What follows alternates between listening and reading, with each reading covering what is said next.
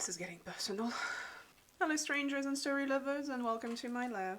Today we're talking about The Silvered Serpent by Chokshi Roshani, the second book in the Gilded Wolves saga. So why did I pick this book? I don't know, but now hatred fills my heart and you will hear from it. I will have a spoiler-free section at first, and then we will jump right into the spoilers because I have things to say, but don't worry, I will let you know before I start spoiling everything, so let's just jump into it, shall we?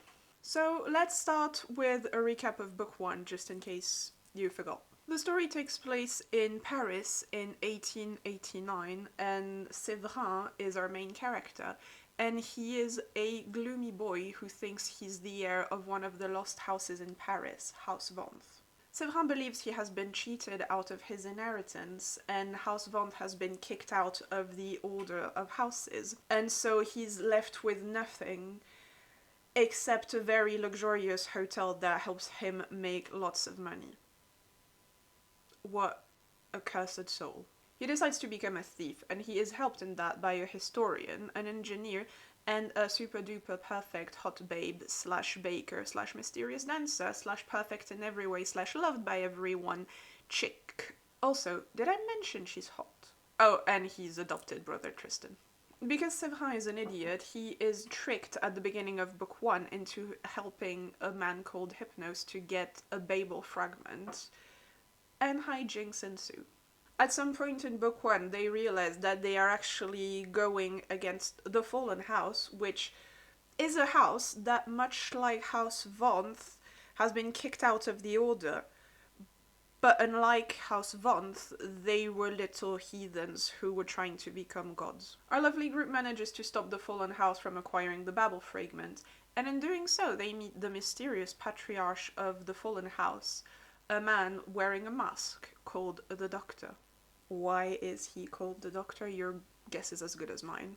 Book 1 ends with the Fallen House taking revenge on Severin by killing his adopted brother Tristan, and hence Severin becomes emo and rejects the advances of his love interest and pining fuel, Laila. Did I mention she's hot? And Enrique and Hypnos become a couple under the sad and mopey gaze of Zofia because she has feelings for Enrique. Everyone is unhappy. Laila and Severin hate each other, but they still decide for some reason that they'll spend book 2 pretending to be a couple, because in book 2 we need all the tropes. All of them. So, let's see what book 2 has in store for us, shall we? Severin and his team members might have successfully thwarted the Fallen House, but victory came at a terrible cost. One that still haunts all of them. Desperate to make amends, Severin pursues a dangerous lead to find a long-lost artifact rumored to grant its possessor the power of God. Their hunt lures them far from Paris and into the icy heart of Russia, where crystalline ice animals stalk forgotten mansions, broken goddesses carry deadly secrets, and a string of unsolved murders makes the crew question whether an ancient myth is a myth after all. As hidden secrets come to the light and the ghosts of the past catch up to them, the crew will discover new dimensions of themselves, but what they find out may lead them down paths they never imagined. A tale of love and betrayal as the crew risks their lives for one last job. Basically, Severin is brooding and shutting down everyone. Laila is going to die unless she finds the divine lyrics, but she tells no one about that. Enrique tries to move on with his life, but he can't. Zofia looks after her sister, who is sick, and Hypnos is useless. They tried for months to locate the divine lyrics that the Fallen House seems to be looking for, but they've failed. And basically book 2 starts when Severin finally has a clue on where to find the divine lyrics. So he assembles the crew again to try and go find the divine lyric, which is apparently located somewhere in Russia. And the plan is to find the divine lyrics before the Fallen House to avenge Tristan's death. So, did I like this book? No, Absolutely not. I feel betrayed. I am fuming. And I didn't even like book one, which is insane. The bizarre thing is, I did enjoy reading book two more than I enjoyed reading book one. And I think, bizarrely enough, that's probably why I ended up hating book two more. Because I was enjoying it, I was enjoying some parts of it, and I was curious to see where they would be going. And I ended up feeling very, very disappointed and hence betrayed. But I should have known. I should have known. But let's proceed a bit more rationally, shall we? Why did I like it more? Was it the characters? No. It was an easier read. It felt less convoluted than book one, to me at least. But if I'm perfectly honest, I was just really hyped about Enrique's arc in the story. Every time I had a chapter from his perspective, I was a little bit happy. I felt like a lost part of my soul was somehow returned to me. He felt much more important in this book than he ever was in book one. And there was the beginning of the setup for one of my personal favorite trope, which is the underappreciated comic relief who kind of stands up for himself and demand more respect. And yeah, you know, but we love that. We love that. We need more of that, please. Yes. So I was very eagerly reading all of his chapters, watching the build up of the tension and his like disappointment and feeling of like being underappreciated and not listened to. And I was like looking forward to and being super hyped about that moment where he would finally stand up for himself and tell everyone to back off because he needs more respect and they need to listen to him. And well, we're not in the spoiler section yet, so I won't reveal anything, but yeah, personally, I was disappointed. The disrespect. But anyway, let's start with the positives, shall we? Enrique. And now let's talk about the negatives. Severin and Laila. I hated them here. I found them so much worse than in book one. Severin becomes a massive prick in this book and he keeps everyone at arm's length, and it's just kind of described as this tragedy fall from grace, and it's just so overplayed. And his relationship with Laila is now trying to fit an enemies to lovers kind of trope in it, and it gets tiring very fast, I found. Laila is somehow even hotter and more special than in book one, and I swear I think we get a description of her outfits, of what she wears every single day in the story. No, I don't know why it annoyed me so much to get a description of every single one of the outfits she wore throughout this book, but every time I read the line, Laila was wearing a crimson dress with ribbons today, I felt like I was losing a piece of my soul.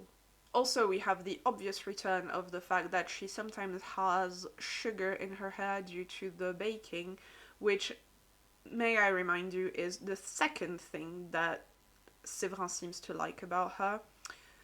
And it's only mentioned twice in this book, but I thought I'd point it out. Like I said, they were somehow more insufferable in this book, and they just felt like they were so contemplating the poetry of their own misery all the time. I've had to roll my eyes so many times at how much they seemed to appreciate and contemplate their own sadness like it was the most beautiful thing in the world. Like, they're not over dramatic at all. You cannot protect everyone from everything. You're only human, Severin. Severin closed his eyes, his hand on the doorknob of the office. Then that must change. If surviving meant cutting out her heart, then at least she could do it by her own hands. Severin knew that the finding should make him happy, but he couldn't remember what happy was. He was mad, then, to think fate would let him be happy. She wanted him to flinch. She wanted any ghost of his former self to retreat so far inside that fistful of snow he called a heart that she would never be reminded of how much he had changed. Oh my god, yes, he's a d***. Can you stop being overdramatic about it? I found their love-hate relationship to be incredibly frustrating and overplayed. Like, yes, okay, he was a douche with her at the end of book 1 when he said that she was unreal and it's something that really hurt her. But I don't know, it was just so overplayed. Like, at some point you just need to, like, let it go. And of course Laila is portrayed as this young, perfect doe who can do no wrong, and everything that Severin does that slightly irritates her becomes the ultimate proof that he became an absolute maniac. Like, at some point he gives her this choker necklace that's forged so they can communicate together, and her reaction is, "Ah, you wish to color me!" Lady, you work in a cabaret. You never wore a choker before? So yeah, she makes a huge deal out of it, and I was just like... The difference between a diamond necklace and a diamond collar depends on the bitch, and they both have teeth, monsieur. Yes, Laila, exactly. You're right, as you always are. It's only a collar when you're an overdramatic bitch. For most people, it's a necklace. You know what else it is? A communication tool. Second negative, as far as I'm concerned, the love triangle of sadness. And damn, my calling it the love triangle of sadness in my previous review was spot on. I will just like add the quick note that it's pretty rare for the comic relief, because yeah, I do consider Enrique a comic relief. It's pretty rare for the comic relief to have the right to be in a love triangle, let alone be the, angle that gets all the attention. And that is kind of refreshing. But yeah, it got old fast. I don't want to get into too much detail because this is still the spoiler-free part of the review, but it just brought no joy. It brought no joy. And again, no spoiler, it's not completely solved, this plot point in this book. So technically no spoiler, it's just like my impression at this stage. But my impression is that there is only a love triangle to show that Enrique and Hypnos are not good for each other, and that in itself is only to prove that Enrique and Zofia are right for each other. Okay, but if they're right for each other, like, you don't need a comparison to convince me. I should just see them and think, oh, they're right for each other. So it just feels like a stupid reason to keep Enrique and Zofia apart, because romance is only about hopelessly pining for each other and not like having cute moments together of like being happy and supporting each other. It was just unpleasant all over. Just why do you create this stupid love triangle? That's not a love triangle, but love triangle. Why do you create this stupid love triangle just to try and convince me that Zofia and Enrique should be together? If they should be together, just have them be together. And don't get me wrong, I actually liked the scenes with Hypnos and Enrique. Like, I mean, some of them were cute. They were some of the rare moments of happiness, if not for the fact that they were always countered by the fact that, no, actually, they're not right. Like, Zofia is the right one. But there were brief moments where I was just thinking, yeah, they're kind of sweet. But I did like the arc of Enrique having to realize that maybe he deserves better, And that led to one of the... Am I gonna be overdramatic? Yes, I'm gonna be overdramatic. It seems like it's fitting the tone of the book anyway. It led to one of the only scene I actually liked about the book, so I don't want to complain, but it just felt a bit unnecessary and also kind of manipulative, almost. Like, if I can't enjoy a couple unless you show me that there is a worse option, you see what I mean? Also, Hypnos and Zofia, they were like shadows of themselves in this book. They brought no joy to me whatsoever in book 2, even though I did like them quite a lot in book 1. But in this book, everyone is miserable. And it was such a hard read. Not as in a hard read because it wasn't easy to read, but just because, like, it was just so devoid of any joy. At some point, I was just wondering why everyone was just bothering. Like, I need my little moments of happiness to remind me why the characters should fight for what they're fighting for. I love drama. I love my characters being a little bit overdramatic as well, but not to that point, and I still need to see them being happy. And no, stupid banter doesn't count. Like, again, love banter, but it doesn't count as happiness. Like, just the characters, like, cracking jokes at each other, but, like, it's mostly, you know, teasing, so while it can be fun and kind of caring, it doesn't show joy. And that's what I missed in this book. Massively. It needs more happiness. I swear this book made me feel like a sad, wet puppy about to drown in a gutter. The third thing that I didn't like about the book, although what I said at first might imply the contrary, is Enrique's arc. And I think that's when the book went from annoying me to actually making me angry. And it's entirely personal here. Like, it's me, and you might think completely differently. But like I said, I love the trope of the comic relief feeling disrespected and needing to stand up for themselves and be like, hey, no, you need to respect me and I have value and such. Love that when it's done well. And yeah, I'm not joking. Enrique ended up being the only character I legitimately cared about in this book. And yeah, for a huge part of the book, I was under the impression that Enrique's arc was going down a path that I really, really enjoyed, and I really liked reading his scenes.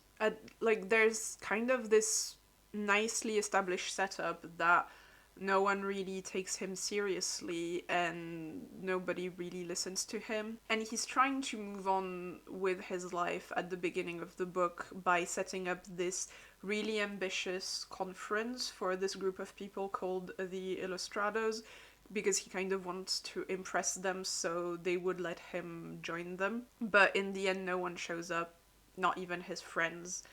And it was just really nice and well done, because unlike any scene that has Laila and Severin at the center, it was not over dramatic, not overplayed. You just have like a character being sad and the tone just felt appropriate. And yeah, the scene was efficient. Like, it legit broke my heart.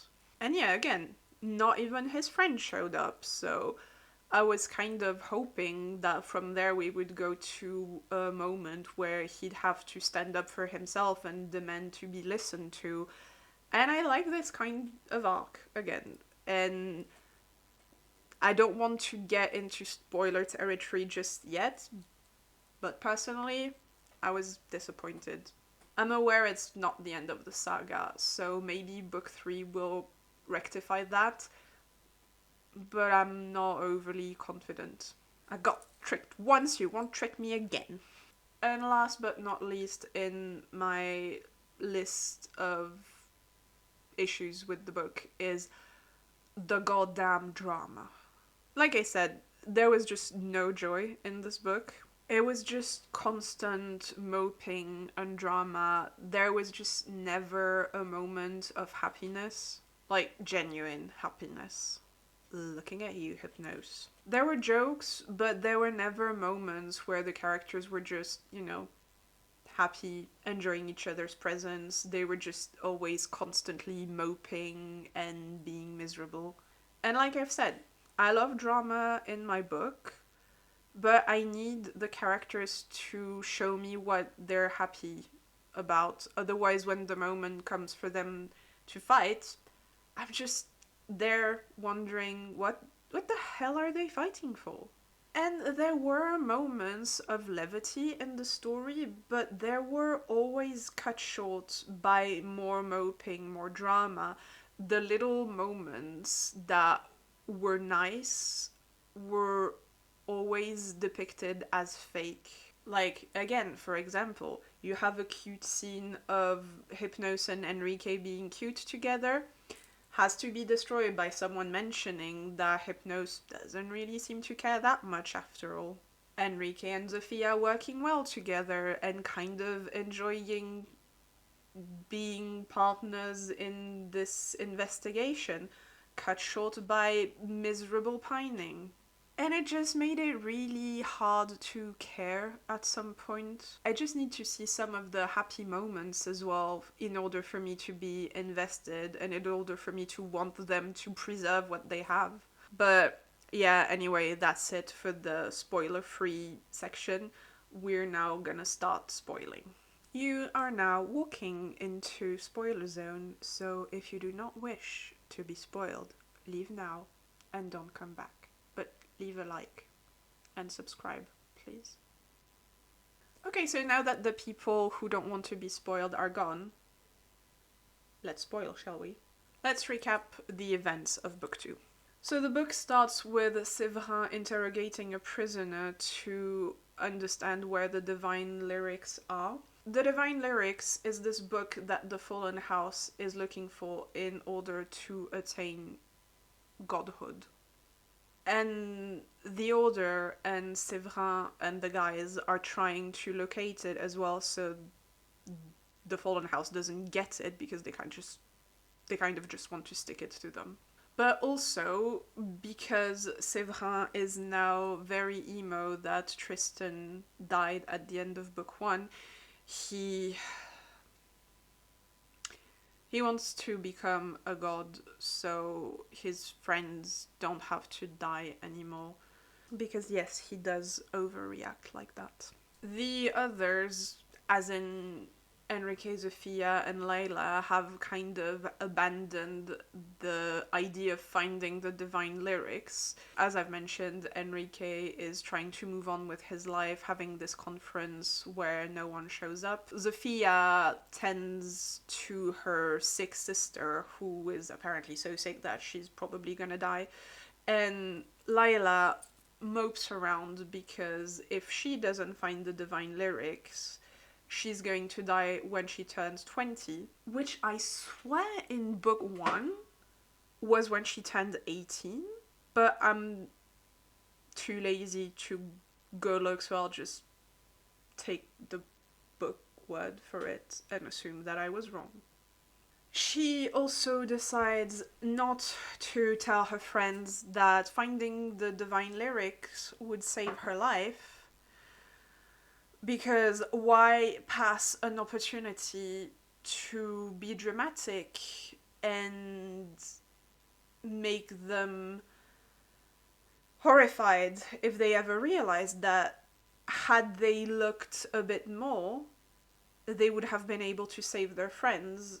And yeah, why pass on the potential trauma she could leave on her friends, am I right? As for Hypnos, I don't know. He's just kind of there. Severin gathers the team to inform them that he has found information on the divine lyrics, as apparently they are hidden in a place called the Sleeping Palace, which is a very mysterious place that nobody has ever managed to locate. And since they have nothing better to do with their time, they just decide to go with him. They deduce that the sleeping palace is located somewhere in St. Petersburg, I think. So off they go with the matriarch of House Cole because, yeah, apparently she was Severin's adopted aunt when he was a kid. And when he failed the tests for the legitimacy of his inheritance of House Vaunt, she just completely disowned him, and he always felt very betrayed by that.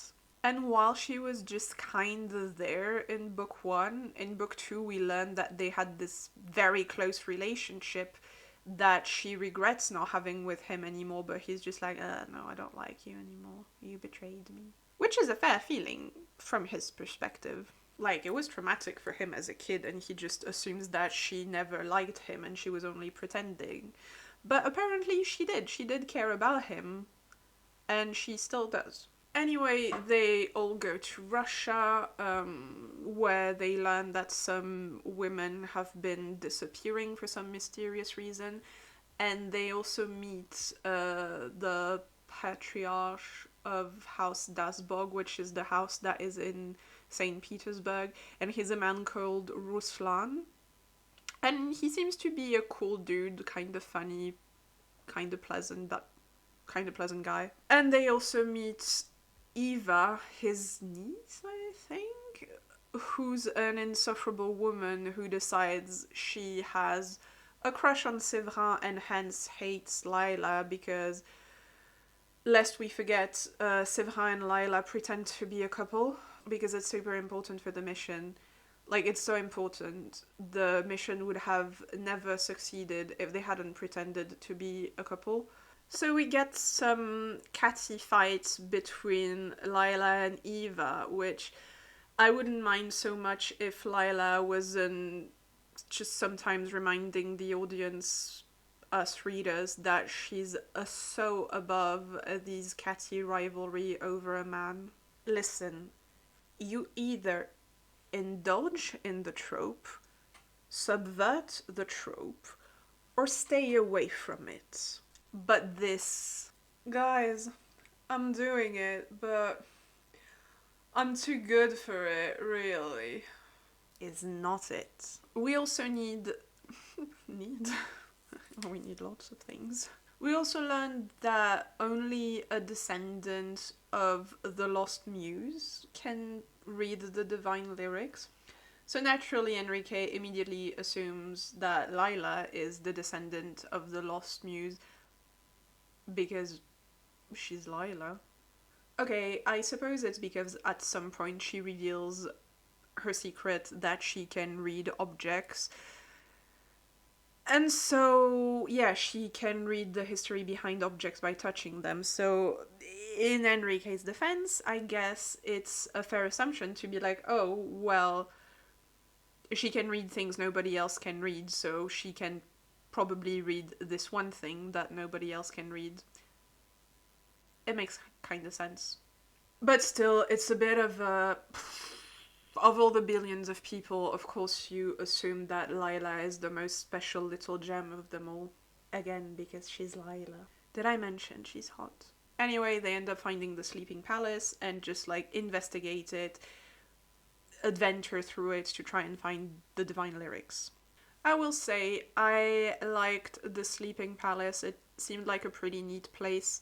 I like the descriptions, and it also has these forged animals that are quite dangerous, but they also get tamed, and I don't know, I just liked it. It gave the place this kind of magical, surreal vibe, and I thought that was neat. From there on, lots of stuff happened, and I will just kind of recap everything with my own personal biases, so I may be wrong, but to me it went approximately like this. Enrique basically solves the plot all by himself with the occasional help from Zofia, and while being overlooked by everyone, but especially by Hypnos, who seems to make it a point to only be interested in Severin. Severin and Laila are absolutely useless because they are too busy love-hating each other and having sexy arguments together and pretending to be a couple for very important plot reasons. And yeah, as I've mentioned, part of the plot that I liked was Enrique feeling overlooked by everyone and so trying to cope with it by solving the plot on his own because he was just sad and just kind of tried to take his mind off it, of the fact that nobody seemed to be really giving a damn about him by like investigating things and like drowning his mind with work and hence solving the plot. And yeah, I love this kind of trope. Like, more of that, please. I was really, really, really enjoying that part of the book. Hypnos was being particularly dismissive of him throughout the whole book. Like, they had cute scenes together, like giving him kisses here and there, but also telling him to shut up whenever Enrique was starting to nerd it up, about history as a historian. Severin was also being a prick, and Laila was kind of too engrossed in her own drama. I mean, rightfully so, she's gonna die, to really give him much attention, and Zofia, well, was just being herself. But yeah, Hypnos was definitely the worst offender, and so while I did like some of their scenes, and I kind of wanted their couple to work out for a bit, but I knew it wouldn't because Zofia, I was actually rooting for Enrique to just dump him. And I really liked the scene where they finally broke up. I thought it was really well done and kind of sad, but also just like I felt happy for Enrique standing up for himself, and like the roast was strong and powerful and it was really good. And yeah, Enrique was being also very mature about it, like telling Hypnos, like, yeah, it's fine, don't worry, you never made any promises to me that you broke, so we're good. Even though at this point everyone and their grandmother knew that Hypnos was basically using Enrique to justify his place in the group, and so Severin would like notice him or like him more. Enrique, very mature of you. You are a much better person than I am, clearly. And that Enrique feels overlooked plot kind of culminates when Ruslan, the patriarch of House Dasbog, comes to him and just kind of chats with him, because he's always been portrayed as quite nice and supportive of Enrique and being interested in his research and everything. And so yeah, he comes and he's very nice and he tells Enrique, oh yeah, your research is very interesting. I don't really understand why you cancelled that conference you had planned with the Illustrados. Cancelled? Enrique is a bit confused. He never cancelled it. So he realizes that if anyone cancelled it, it's probably Severin.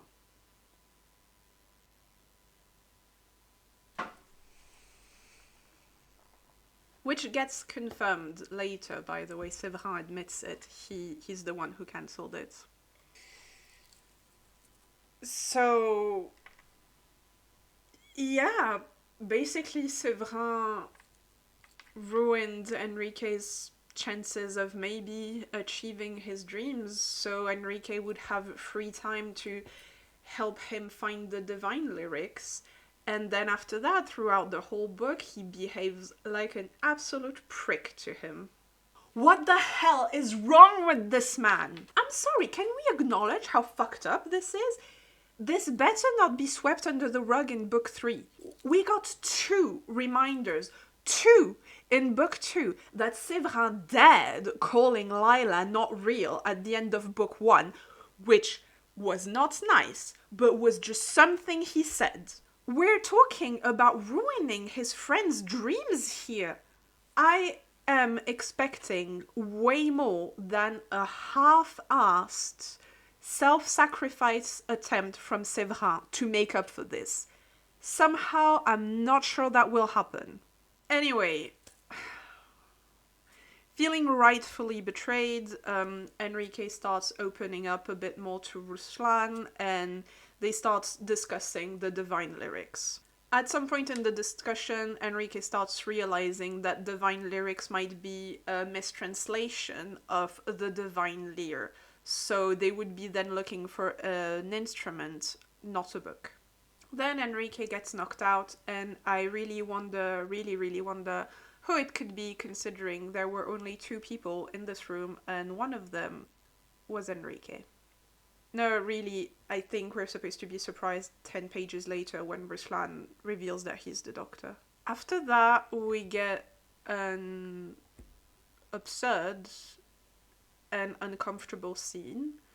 It starts with Laila having one of her stupid arguments with Eva, where Laila tries to remind us that she's above it all by offering Eva a truce, but Eva refuses, I guess. And before she leaves, Eva like kind of pricks Laila's neck and like makes her bleed a little bit.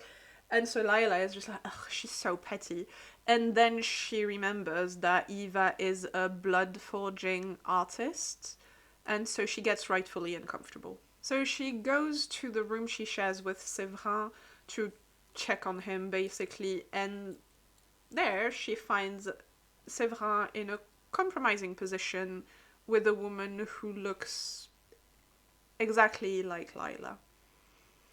Yeah, Eva is pretending to be Laila to do things, try to do things with Severin.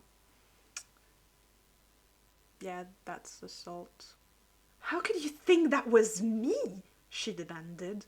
Or worse, had he known all along it was never her? Severin looked at her, and the expression there, as if he'd been laid bare, banished her doubts. Laila! Victim blaming!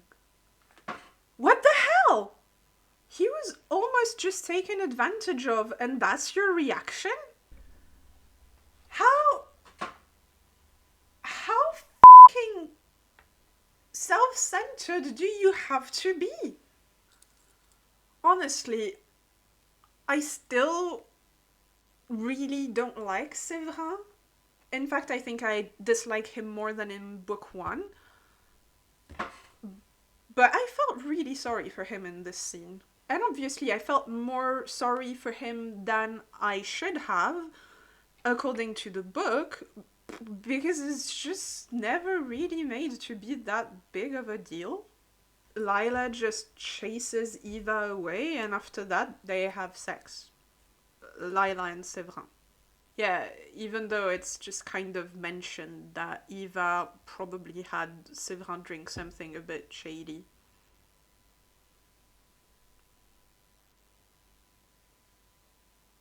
I mean, I don't know. I think she's like a blood forging specialist, and he drank something that had blood with it.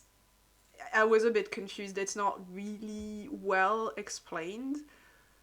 But the way I read it, it was still like he still drank something that made him behave differently than he normally would have. And at this point, I'm not really sure what to say. So I'll try to keep it to a minimum. But you know, like if it's if it's if it happens to a man, it's still assault and it should be taken seriously. And yes, Eva pretending to be someone else is fucked up, and Laila doing it while he's under the influence of something is also fucked up. But since it's Laila and she can literally do no wrong according to the story, it's not really wrong, and so like, whoop-de-doo, let's move on. And later on, Eva reveals that her doing that was an idea of the doctor who wanted to give Severin and Laila one final happy night together, or something stupid like that, because apparently even the bad guy ships it. I love it when a story tries so hard to make me ship a pairing. I hate them, I hate them, I hate them, I hate them, I hate them, I hate them, I hate them, I hate them. After that, I think Laila gets captured by Ruslan because he also thinks she's the descendant of the Lost Muses, because how could she not be the mainest characters of them all? She's Laila. Did I mention she's hot? Severin then finds Enrique after he's been knocked out, and Enrique is rightfully pissed at him for, you know, ruining his life by cancelling his big conference. And Severin tells him, like, oh, come on, there's no time for that now, we need to find the others. I'm sorry, it's my fault. I forgot that I'm not supposed to take any drama seriously if it doesn't involve Severin and Laila not being together. My bad, sorry. What was I thinking? But really, are you shitting me? Like, this is the conclusion to Enrique's arc that I was the most invested in. He got sad and overlooked, and then learns that he's been betrayed by Severin, even though he was the last person who still believed that Severin had any good in him. And at the end, it just kind of brushed aside just like that. Just so he could reveal the plot to Ruslan in a moment of weakness.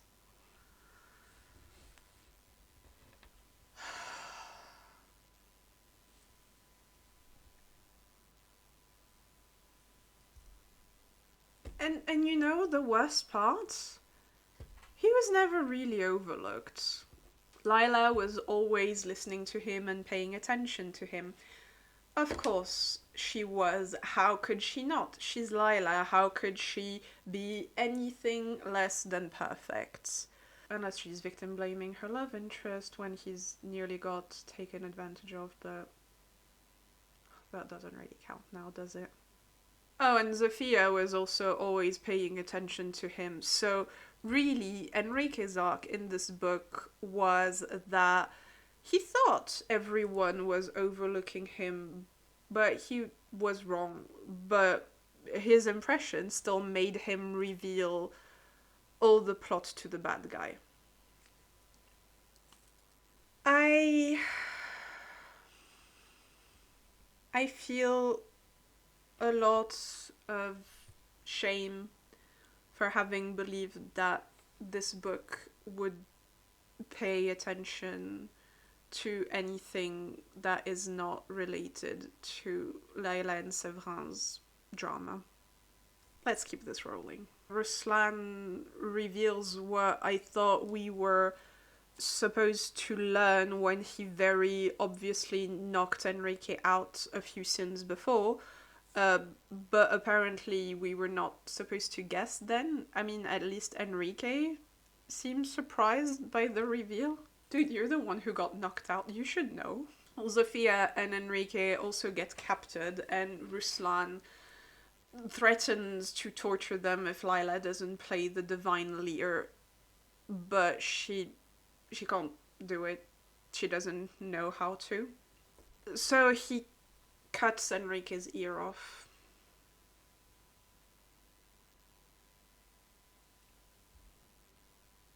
Enrique deserves a better story.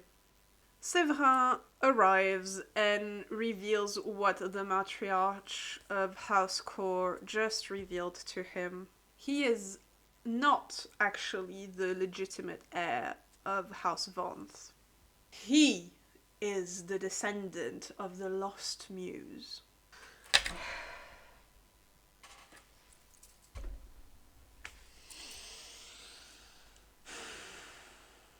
What do you see when you look at that lyre in your hands, Ruslan? Asked Severin.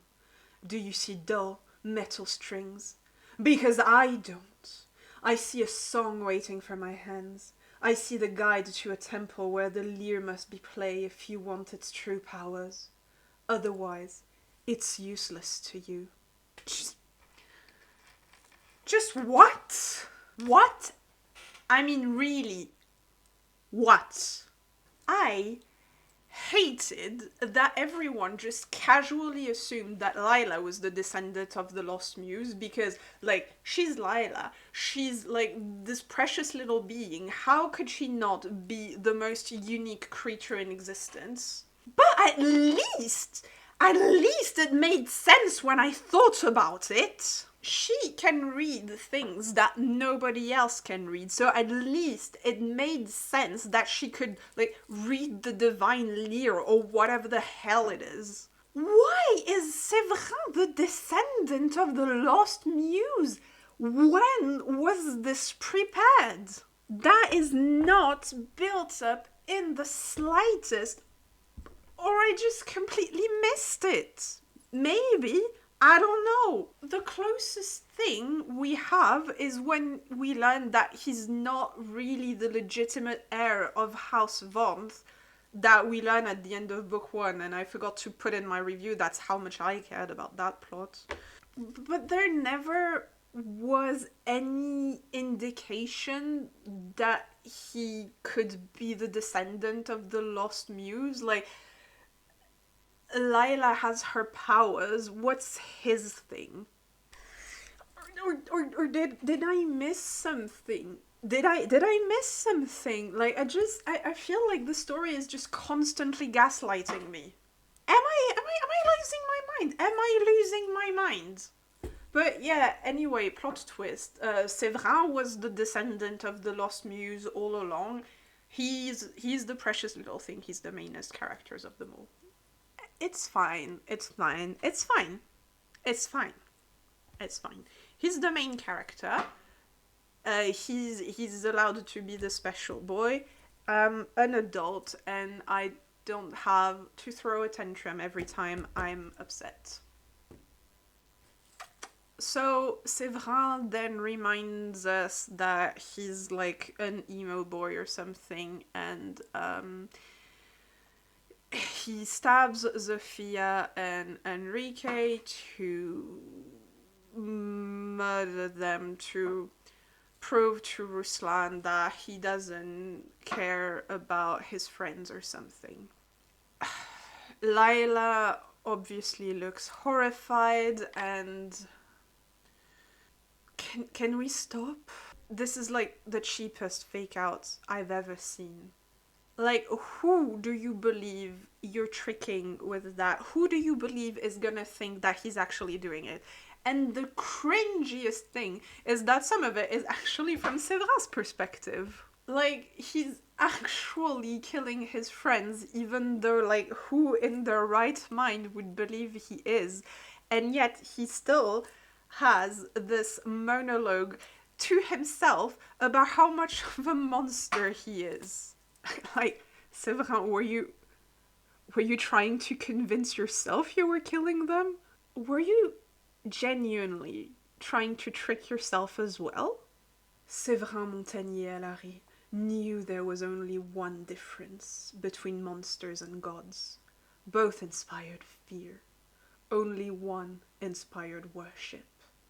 Severin sympathized with monsters.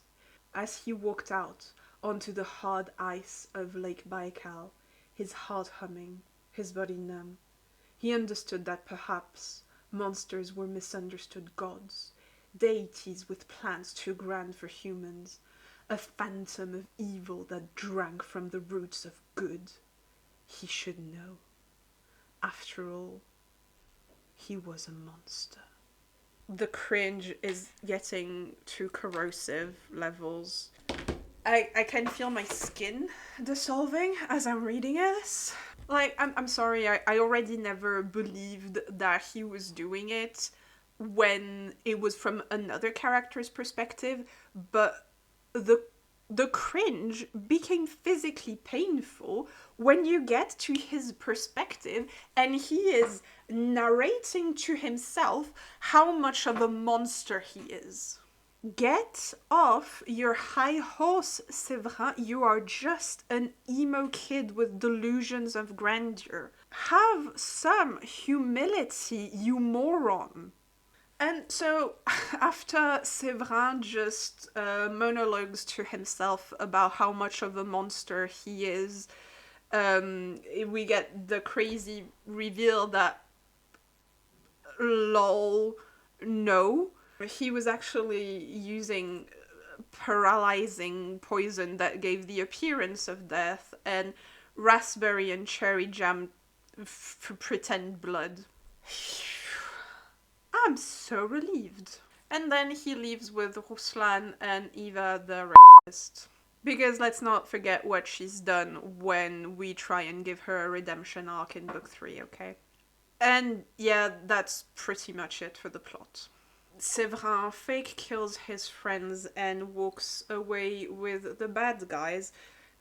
And so now I just kind of assume book 3 will be him, like, being a self-sacrificing martyr at some point, so his friends can, like, forgive him because, oh wow, Severin, you single-handedly saved us all with your martyrdom.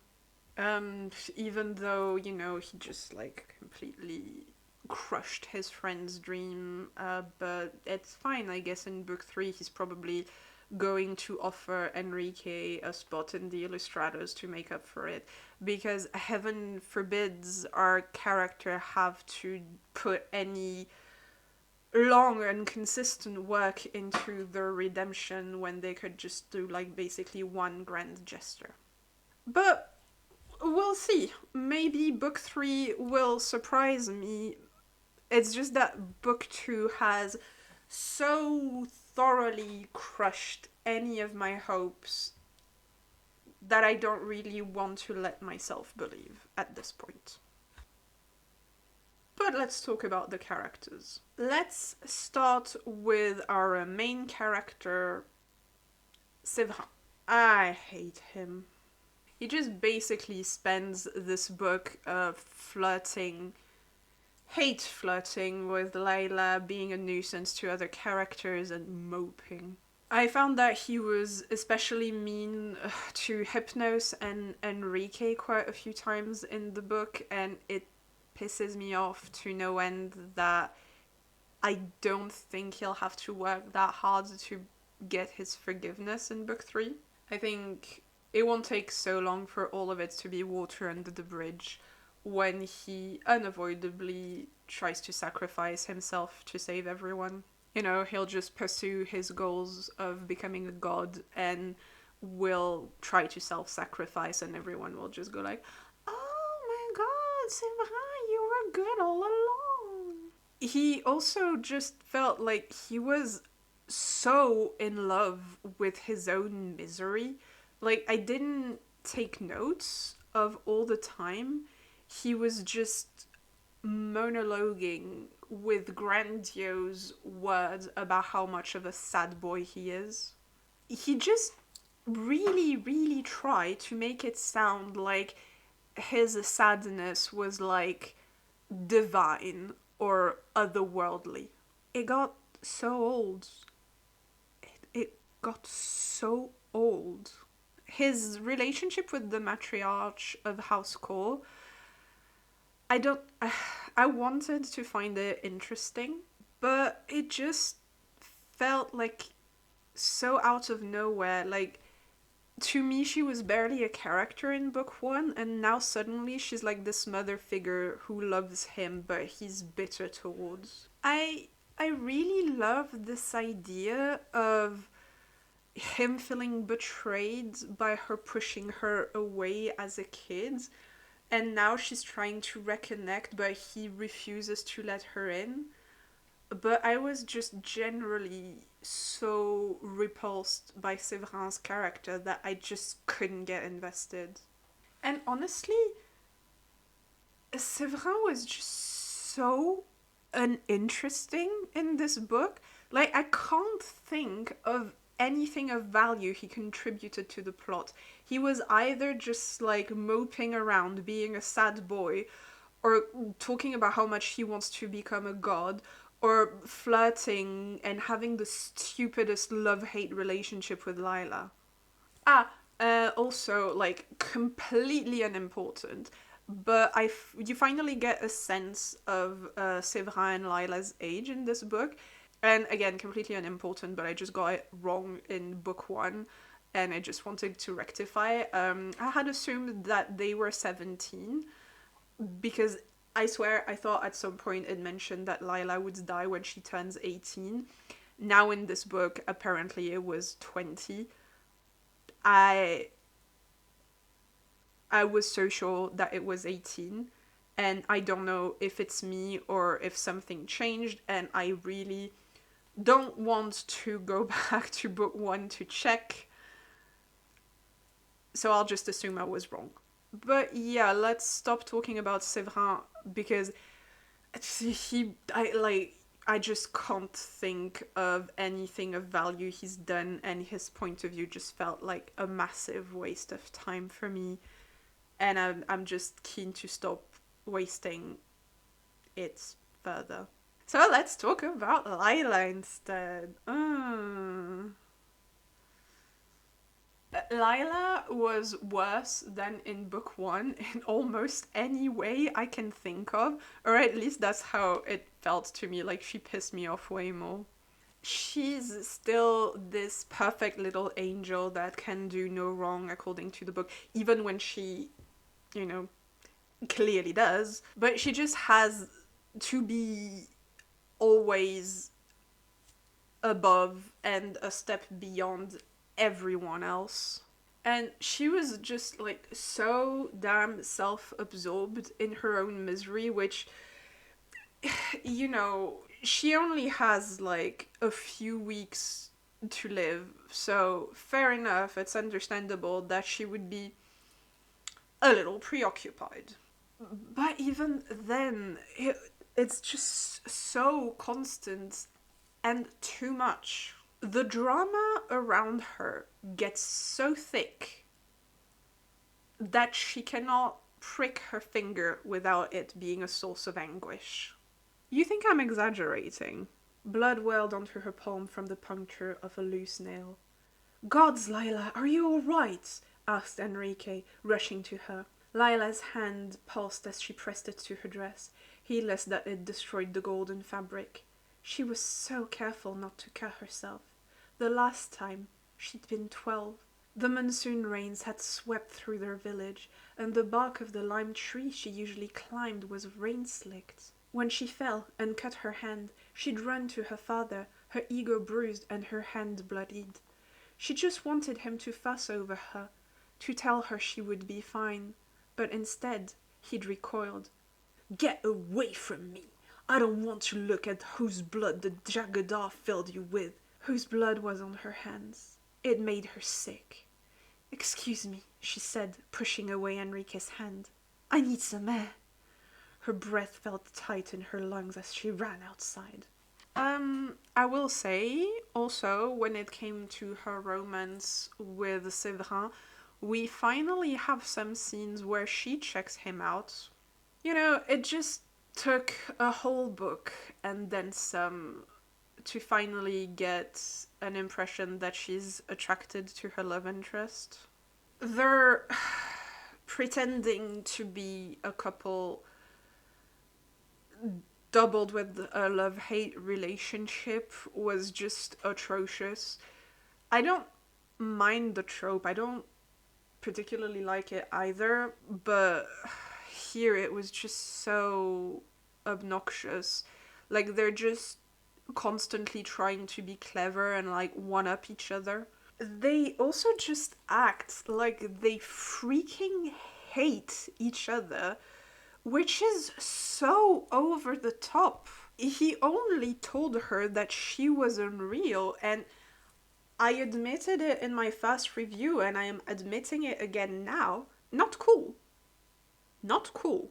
But while it justifies not wanting to be friends with him, I don't think it justifies the levels of hatred she has for him. Like, just don't be friends with him and move on.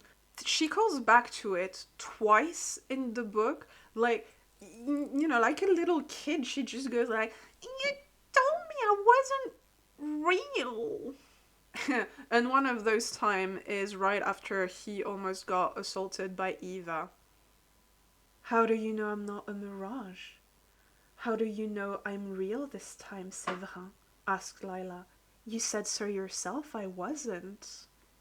And she also picks the time to tell him that when he's under the influence of that blood forged drinks, which, yeah, smooth Laila.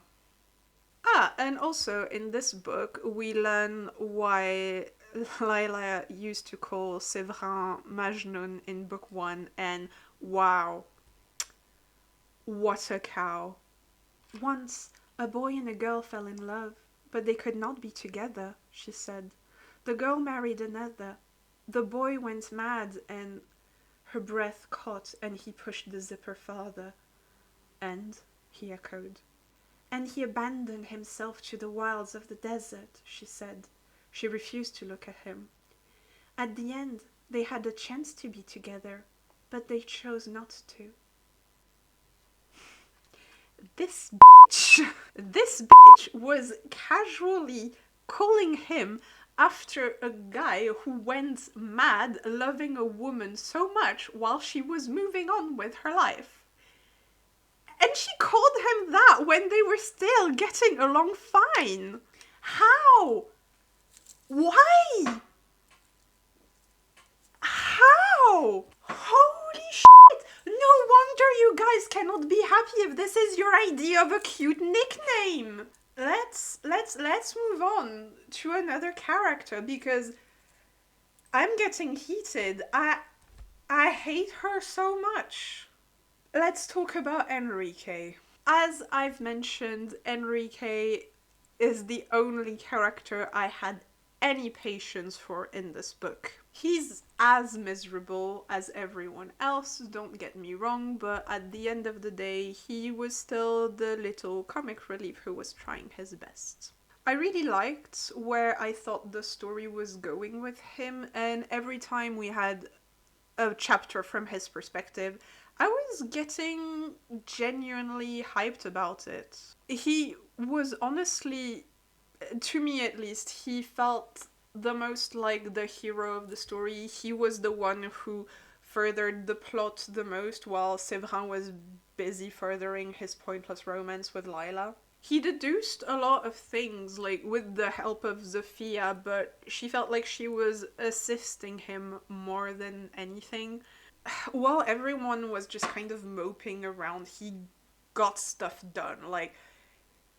And that's something that I actually liked about it now that I'm thinking about it. He was sad as well, but he was trying to find ways to cope with him, and his way of coping with feeling overlooked was to just do the things he liked, work, study history, try to solve mystery. He just felt so much more mature for it because, yeah, he was sad, but he was just like, okay, you know what, I'm sad, people don't take me seriously, I'm gonna do the things I like.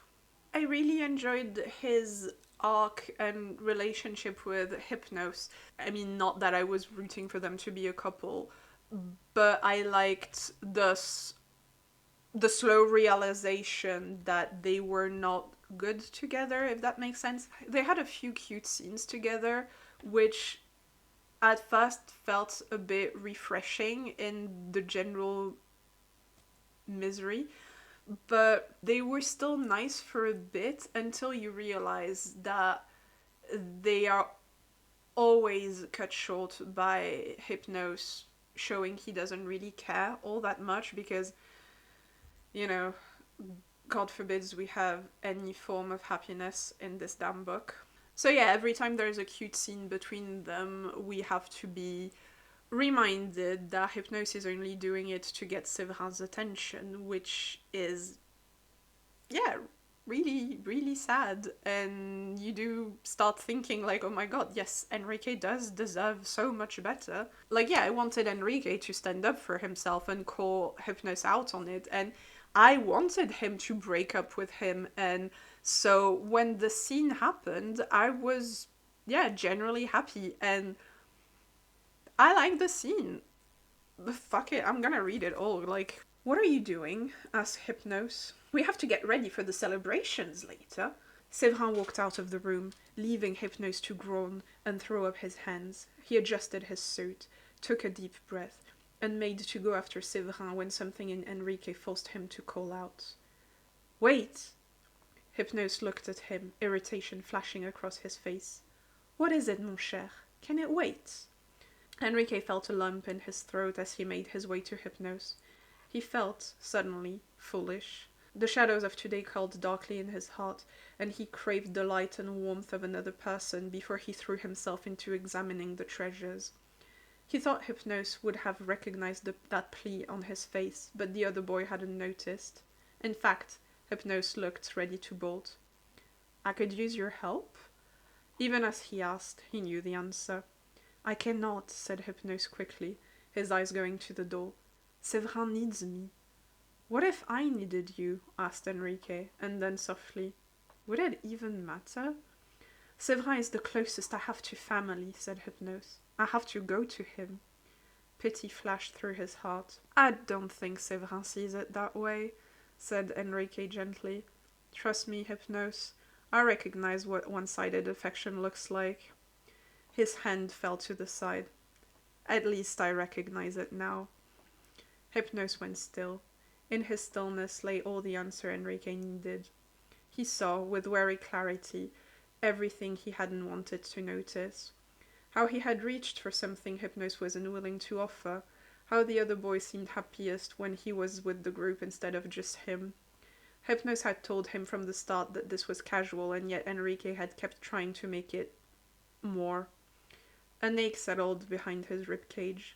The room felt larger, and he felt all the more diminished. Hypnos's mouth twisted with guilt. Oh, mon cher, it is not one-sided, it is merely... Not enough, finished Enrique, looking down at his shoes. Hypnos moved closer. Dimly, Enrique felt the other boy's warm fingers tipping up his chin. I am quite charmed by you, my historian, said Hypnos. You and I, we understand each other's pasts. But a shared past didn't make a future, and Hypnos seemed to know this too. I think, with enough time, I could learn to love you, said Hypnos. Enrique reached up, slowly removing Hypnos's hands from his face. He held the other boy's hand, then curled it into a fist, brushing his lips once against Hypnos's knuckles. Perhaps we both deserve someone who is not so hard to love, said Enrique. Enrique, I'll be fine, said Enrique. You broke no promises to me. Just go. Hypnos opened his mouth as if he'd say more, but in the end chose silence.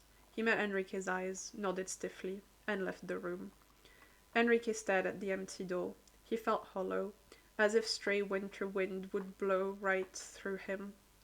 Haltingly, he took a deep breath. The library smelled of paper and ink, and possibility, and that, in the end, was what turned his attention. Yeah, I really like this scene because it's sad, but it doesn't overdo it. Like, the tone, I thought, is perfect. Where is that measured voice in all of the other scenes? Like, it doesn't feel like it's trying to be more than it is, and I really appreciated that. And I really also appreciated, like I said, the maturity of Enrique in the scene, being like, yeah, you told me it was casual, I wanted it to be more, you did nothing wrong, let's move on. Because that's true, but Hypnos also used him, and everyone knows that, to try and get closer to Severin, which, no matter how you look at it, is a dick move. And to be honest, he was also kind of a prick to Enrique at multiple points in the story, like kind of making fun of him for being a history nerd. So yeah, I just thought Enrique looked really cool in that scene and very mature. And again, I also like that he kind of felt like the only character who was trying to cope with how sad he was, as in just trying to get better in his own way. And yeah, again, I really felt like the tone was really just nice in this particular scene, like sad but not over dramatic. And I think if that more measured tone had been across the rest of the book, I would probably have liked it more and felt it less cringy. But yeah, no, because Severin and Laila need to be like massive divas. But I was so into this scene, and it gave me so much hope for the rest of the story, because I was like, yes, this is what I was looking for. This was what I was hyped about every time I saw a chapter from Enrique's perspective. This was it. So it gave me so much hope. But no, that was it. That was about everything I found in this book about Enrique standing up for himself. That, and the fact that Ruslan used his insecurity to get him to solve the mystery for him. So yeah, a very well set up arc, just so Enrique could solve the plot and share it with the bad guys. Thanks, I hate it.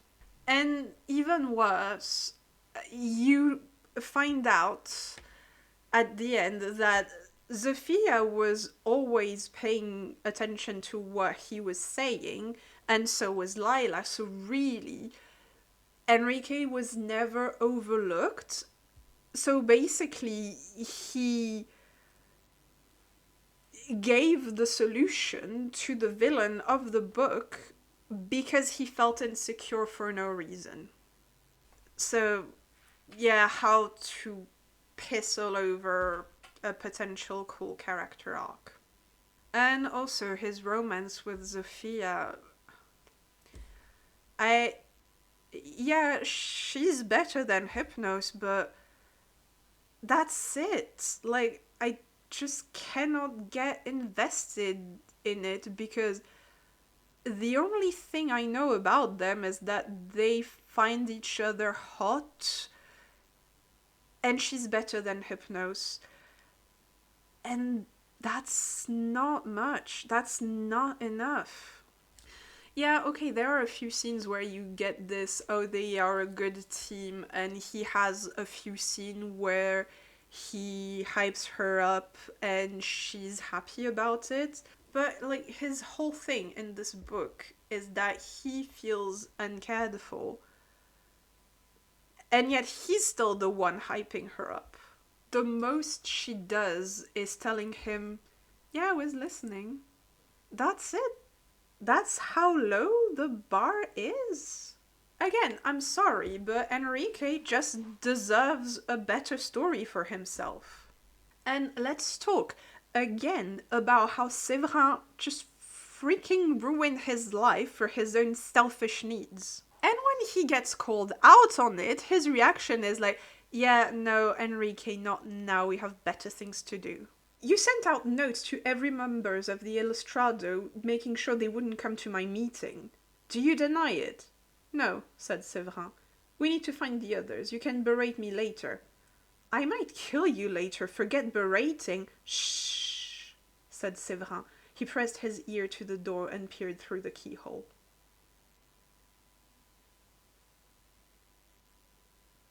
And you know, he's not wrong. They do have important things to do, but could you not take a second to say sorry? Or, I don't know, sound apologetic? You know, not, like, don't act like you would with an annoying child throwing a tantrum when he's rightfully asking you why you ruined his chance at achieving his dream. The disrespect of this man. And again, the worst part is I'm sure that he won't have to work so hard to get Enrique's forgiveness. He'll just have to be the martyr he wants to be anyway. So, yeah, this is pretty much Enrique's arc in this book. Nothing. I guess there's still book 3 to try and make up for it by giving him a proper arc, but To be honest, I just kind of have the feeling that he'll end up as Zofia's cheerleader and accept Severin half-assing it and getting him a spot in the Illustrado, and he'll just forgive him because why would Enrique need any self-respect? So let's talk about Zofia now. Zofia's only point in the story was worrying about her sick sister Hella, pining about Enrique, and being there in the background as Enrique figures out that Hypnos doesn't care about him. I was wondering if her sister's being sick plot would contribute anything in the story, but it never really did. The story starts and she feels like she's on the verge of death, and then she starts sending letters and she's like, oh, I'm getting better, by the way. Oh, and I met this guy, teehee. So I don't know if that's another thing that's just gonna start being more relevant in book 3. But for now, it felt pointless and I was just not invested in that story at all. And honestly, I just don't have much to say about Zofia. She just felt sadly a bit pointless. I did like her in book 1, and I can't say I disliked her here. She just didn't feel like she contributed that much, and I just don't have that much to say. I felt very neutral towards her in this book. At some point she gets captured and she pretty much saves herself by forging a flaming sword and riding like a glass stag or something, and like she arrives like this and it blows Enrique's mind, and he's just like telling her that she's the coolest thing ever, and that's kind of it. So like she gets captured just to save herself and it contributes nothing, but it's kind of cool. And it honestly just sums up my feelings to Zofia in this book. Like, pointless but kind of cool. So yeah, let's just move on to Hypnos, I guess. Woohoo! Hypnos, yo!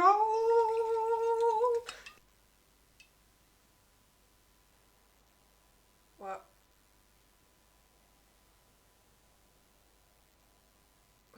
What? We don't like Hypnos anymore?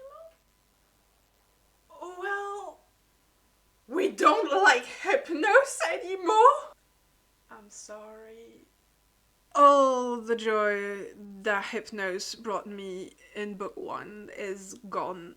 Now his only point is to follow Severin around and try to please him. Honestly, it was very painful. He's just using Enrique to try and solidify his place in the group and look more legit to Severin. What he had with Enrique hadn't seemed serious until Enrique had emerged unconscious from the test cat. At that instant, Hypnos had insisted upon tending to him, and yet Laila had noticed how his gaze went to Severin far more than it did to Enrique, how his hand on Enrique's shoulder looked less affection and more like he was anchoring himself to a place in the room. Bear in mind, in this instant, Enrique nearly died. And yet he still gets no respect. It's still all about Severin. So yeah, Hypnos is a dick in this book. And I'm sorry to say that. I was there for him in book 1 and I was looking forward to seeing him again in book 2, but he was just not it. His jokes were not as funny either. And he got so dumb. Like, half of his dialogue in this book was him not understanding that Enrique and Zofia are trying to further the plot. An ice pen, said Zofia. In an already freezing room, wailed Hypnos. So fire is useless, ice is useless. For that matter, I am useless. We can't pry it off the stand, so how will we crack it? Started Zofia, but suddenly Enrique paused, something lighting up behind his eyes. Crack, he repeated. And there goes his sanity, said Hypnos. Zofia, hand me that ice pen. It draws water out of the air, yes? Asked Enrique. Zofia nodded and handed it over, watching as Enrique began to trace every single one of the cracks on the tin box. Did you know?